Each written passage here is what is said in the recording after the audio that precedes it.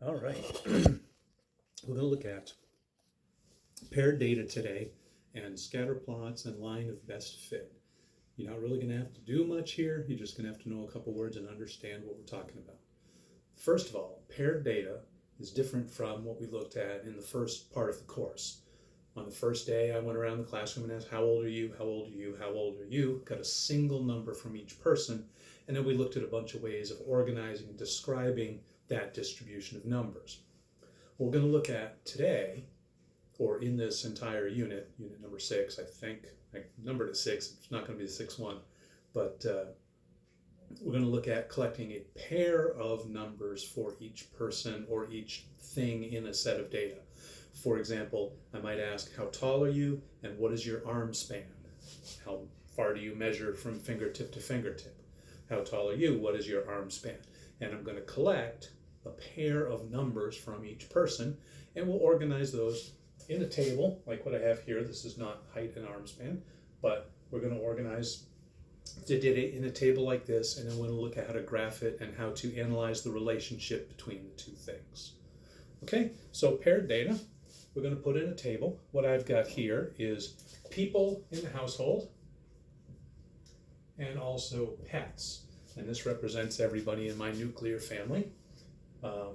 Except mom. I forgot mom. My wife and I have 2 dogs. My parents, Dad and Susan, my father and stepmother, have 2 people in the house, no pets. My brother has 5 people in the house and 3 pets.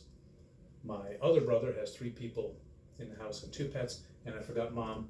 Mom lives alone and has 0 pets. Okay, so there's paired data for each household. I've got people first, and then pets.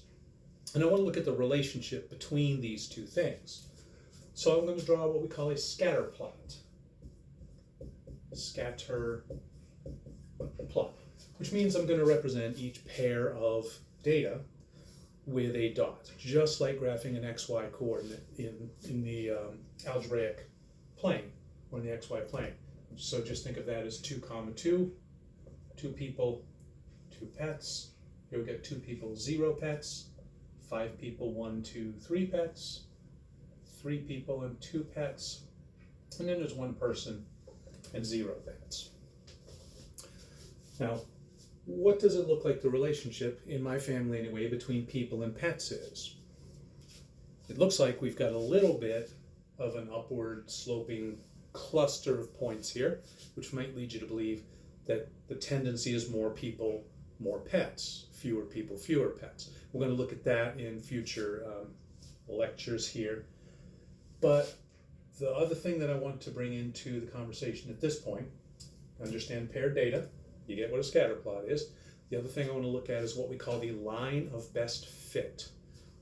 And that is, looking at these points here, I want to try to draw a line that comes as close as it can to the most of those points as it can, or as many of the points as it can. So I would think my line of best fit would probably be somewhere around there. Okay? It doesn't come real close to this point. This point's sort of an outlier here. This point's sort of an outlier. But if I look at all these little distances from the point to the line, I think that's probably about as little error as I can possibly get here. So we call this the line of best fit because it fits better than other lines would, not because it's perfect. And what we're going to do throughout this part of the course is we're going to look at how to find this line and what it says about the data and how we can use it to make maybe some predictions and things like that.